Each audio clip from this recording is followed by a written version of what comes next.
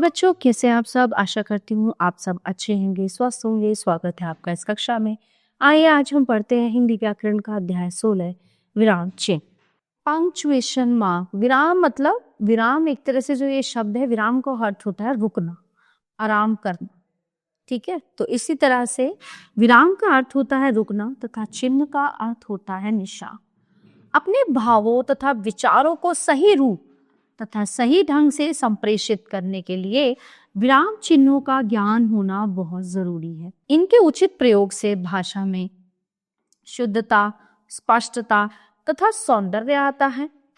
किसी भी भाषा में विराम चिन्ह के गलत स्थान पर लगने से पूरे ही वाक्य का कुछ और ही अर्थ निकल कर आता है। हिंदी भाषा में अपने भावों तथा विचारों को लिखते समय अथवा बोलते समय अथवा अपनी बात पर बल देने के लिए कुछ चिन्ह निर्धारित किए गए हैं। ये चिन्ह ही विराम चिन्ह कहलाते हैं। इस प्रकार भाषा के लिखित रूप में रुकने के लिए जिन संकेत चिन्हों का प्रयोग किया जाता है उन्हें विराम चिन्ह कहते हैं। कुछ प्रमुख विराम चिन्ह: पूर्ण विराम, अर्ध विराम, विस्मयादिबोधक, उद्धरण, लाघव, निर्देशक, अल्प विराम, प्रश्न सूचक, कोष्ठक, योजक, विवरण और उपविराम। तो हिंदी में निम्नलिखित विराम चिन्हों का प्रयोग होता है। सबसे पहले बात करते हैं अल्प विराम चिन्ह यानी कि कॉमा। अल्प का अर्थ होता है थोड़ा। अल्प विराम का अर्थ हुआ थोड़ा विश्राम यानी कि थोड़ा रुकना।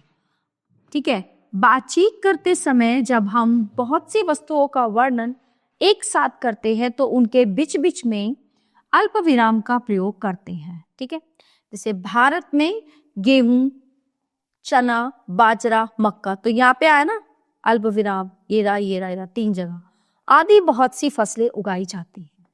जब हम संवाद लेखन करते हैं तब भी अल्प विराम चिन्ह का प्रयोग किया जाता है। जैसे नेताजी सुभाष चंद्र बोस ने कहा, तुम मुझे खून दो, मैं तुम्हें आजादी दूंगा। संवाद के दौरान हाँ अथवा नहीं के पश्चात भी इस चिन्ह का प्रयोग होता है। जैसे राम, केतन क्या तुम कल जा रहे हो? केतन, नहीं मैं परसों जा रहा हूं। अर्ध विराम चिन्ह। अर्ध का अर्थ होता है आधा।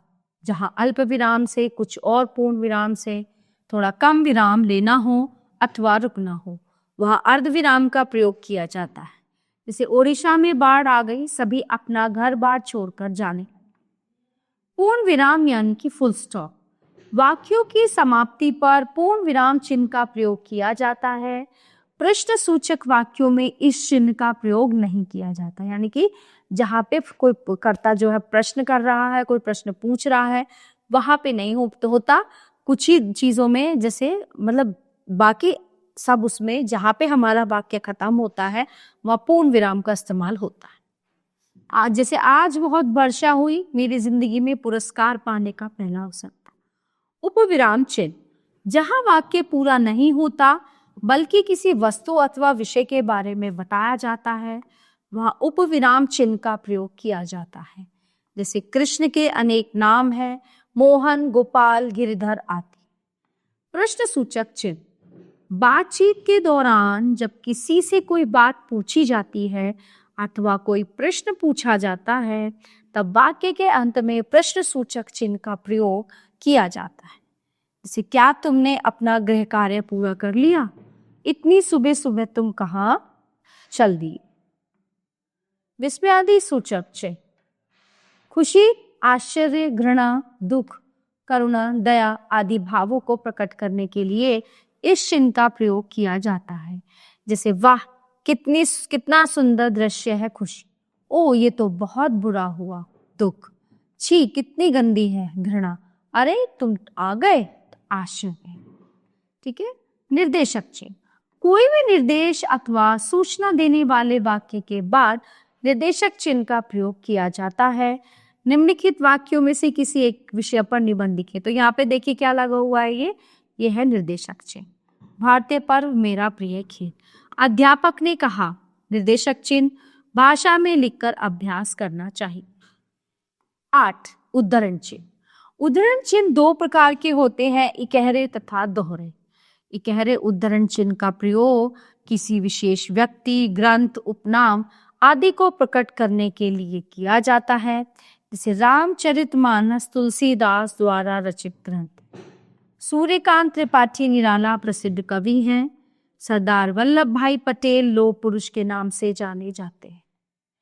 किसी के कथन या वाक्य को उसी रूप में प्रस्तुत करते समय दोहरे उद्धरण चिन्ह का प्रयोग किया जाता है, अर्थात जब किसी के द्वारा कही हुई बात को उसी रूप में लिखा जाता है तब दोहरे उद्धरण चिन्ह का प्रयोग किया जाता है।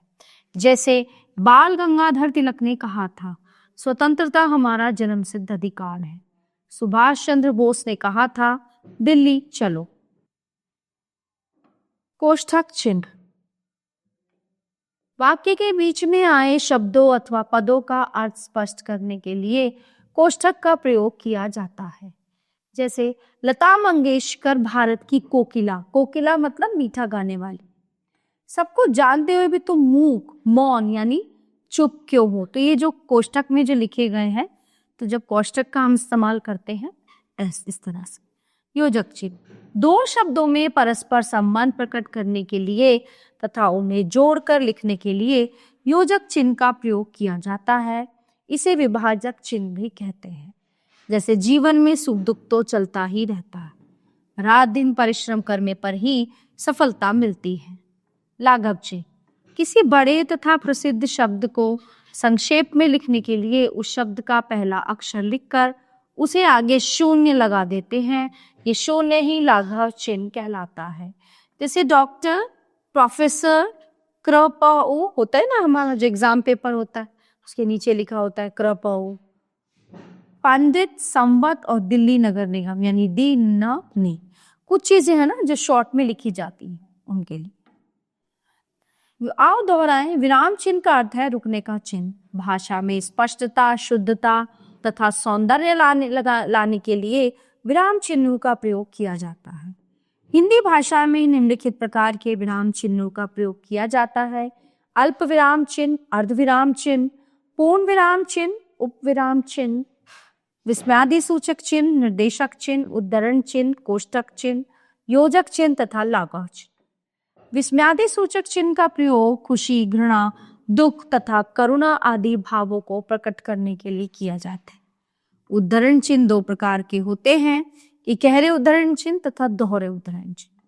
इकहरे उद्धरण चिन्ह का प्रयोग किसी विशेष व्यक्ति, ग्रंथ तथा उपनाम आदि को प्रकट करने के लिए किया जाता है।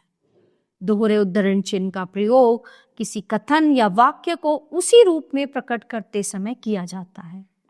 योजक चिन्ह को विभाजक चिन्ह भी कहते हैं। लाघव चिन्ह का प्रयोग किसी बड़े तथा प्रसिद्ध शब्द को संक्षिप्त रूप में लिखने के लिए किया जाता है। प्यारे बच्चों, ये पाठ यहीं पे समाप्त होता है। आशा करती हूँ आपको अच्छे से समझ आया होगा। मिलते हैं अगली कक्षा में। धन्यवाद।